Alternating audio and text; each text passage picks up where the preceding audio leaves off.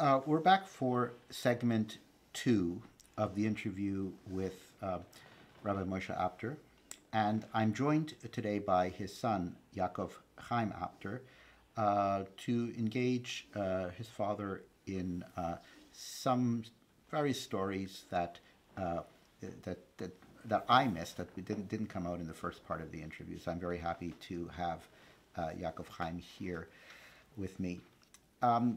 Let us go back to after Shiev, you went to the ghetto in Dragoman Esh, and can you speak a little bit about the trip from Shiev to the ghetto? How did you get there? And a little bit about Dragoman Esh. Obviously, there were a lot of towns that were in that ghetto. Now the thing is, Dragoman Esh, actually speaking, it wasn't so big. It was bigger than my town. And over there was the ghetto.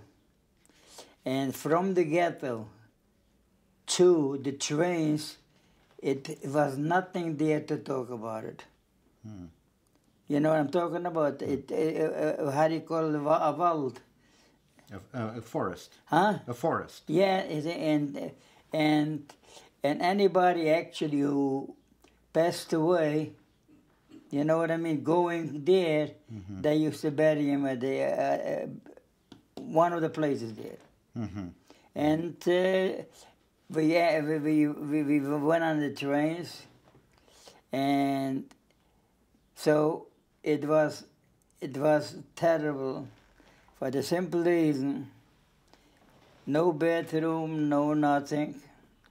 The people were so, how do you call it, stacked inside that you can't go no place, and never, the baby, you know, never, and big people, old people, don't ask what we went through until we reached Auschwitz. You know what I mean? It was a tragedy. How many people were embarrassed what they have to do at their age. You know what I mean? You know, so what else? And when you came to Auschwitz, when they let you out of the trains, what did you see over there? What? What did you see when you came out of the trains in Auschwitz? Did what? They had all the dogs there. Huh? They had dogs over there. They had what? They had dogs. Solche Hunde haben sie gehabt? Yeah, sure. They had, you know, to eat our people. But then. So, so when you came into Auschwitz, you mentioned that there was work that you did, and that you were laying tracks with your feta. I understand the story. Yeah. So tell me about that. The thing is, like, they used to, they tried to make it as hard as possible for the people. So what did they do? They didn't take people the same height. It should be easier for them. We just walked like this, and anybody who wants the real help had to go with the hand out, up. Otherwise, they wouldn't be able to do it, because the other ones had it here.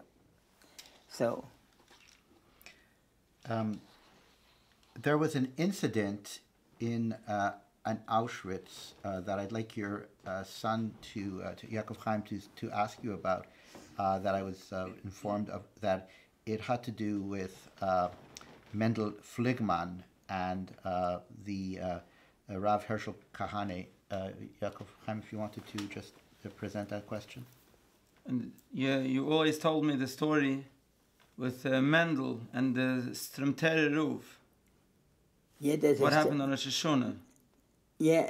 And this was in Auschwitz. Huh? This was in Auschwitz, correct? Yes. Yeah. Dat was wegen Yontif. So, the roof wol gedavend, but gedacht haben Mendel mee, he should.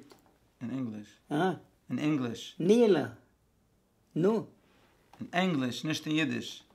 No. Oh. So he tried to, because he tried to help him. He didn't, he needed a machzer. So he was the one that actually, we davened together, everything. You know, and one time, wir sagen wegen sein Sehen, Yeah. all of a sudden, it was a truck. They called them the Teuter truck, the dead truck. So all of a sudden, as I walked there by the gate, not far, I heard, Moshe, Moshe. So I figured to myself, they got alive. So I came close, and all of a sudden, this guy was there off. Er hat mir gesagt, Moshe, so tell my son where they are taking me.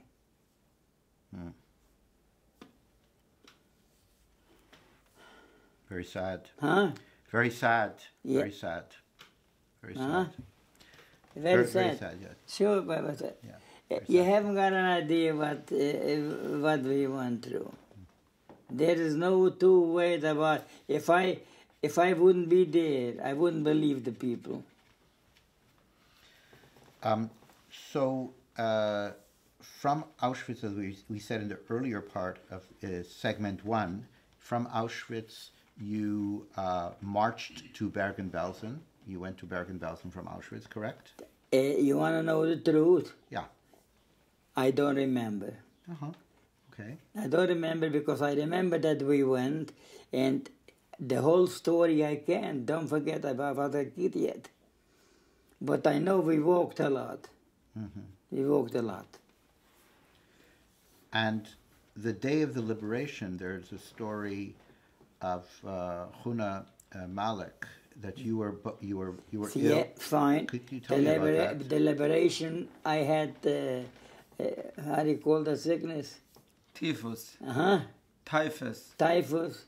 And everybody is yelling outside, you, how do you call it, you... You're free. Yes, and they could go wherever they want. To go. Der Boine Shalom had Rachmonis, and all of a sudden I see a Malach is coming in, Chuna Malek. Comes around and he looks at me, Dr. Moshe, I'll go out and I'm going to bring you whatever your heart desires. And I'll take good care of you. He was my right hand. Where did you know? Huh? Where did you know Huna Malek from? Well, we went to school together. He's from Shiv. Yeah, we went to school together. Chayden, I should say. So he went through the same voyage from Shiv to Dragon Marecht, from Dragon Marecht, Auschwitz, Dora, Yeah. and then to Bergen-Belsen. And then So I that's came, quite remarkable. Two friends from school would go through. yeah, and then I remember I came into one camp, and all of a sudden, outside, I even saw outside, and all of a sudden I heard from inside yelling, Moshe, Moshe. I figured, who's there? Who's there? I went in there, and that was my first cousin. Uh-huh. My first cousin inside, and so then I told you when we went to Malmö, Mm-hmm. I went. So he is the guy that I told you that he didn't feel well, and I named my name Mordge Wax, and my name actually was Moshe Apter, and they should let me go with him. Right. Finally, they okayed it, and I went.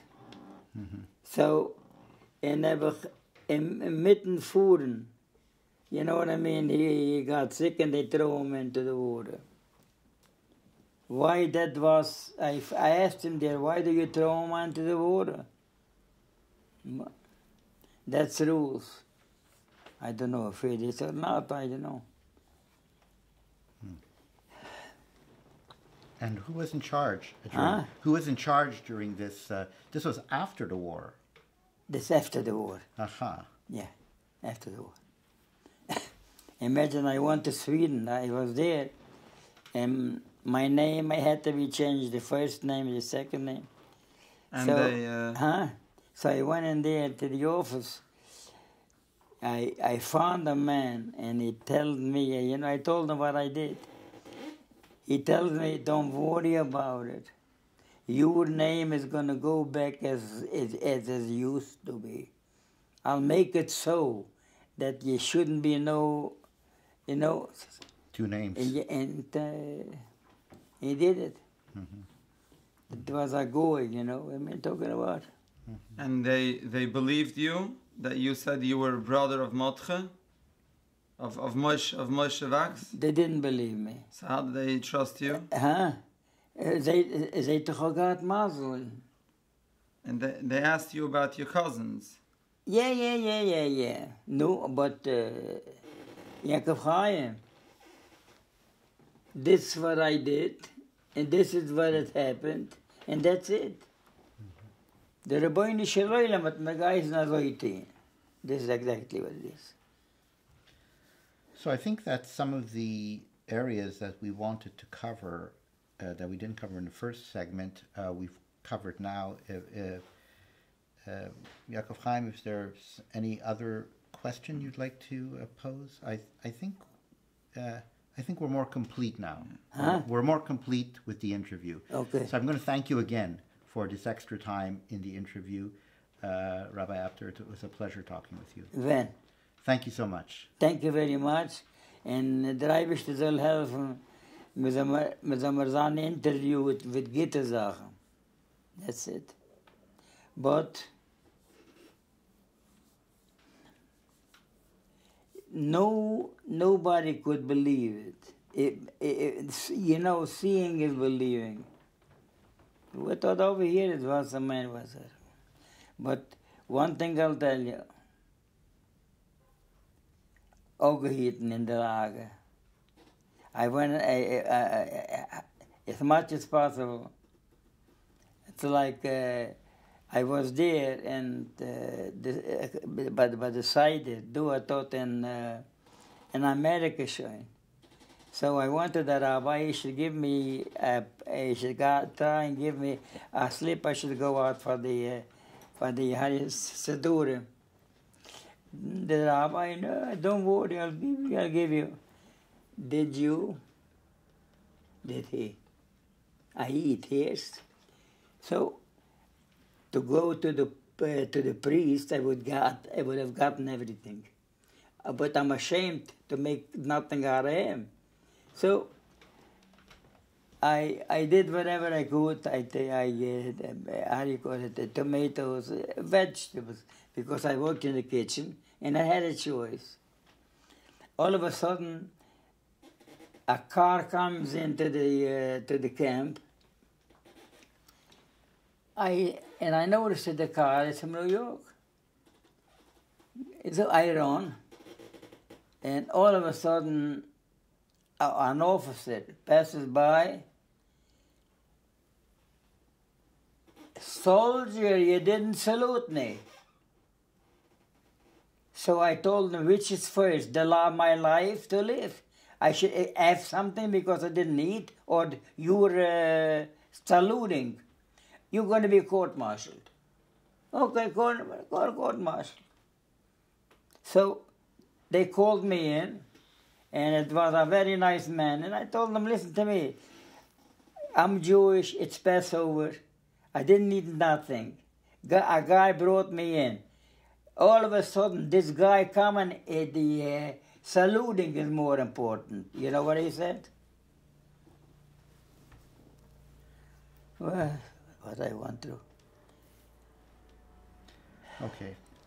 Thank you again so much. Thank you. And now,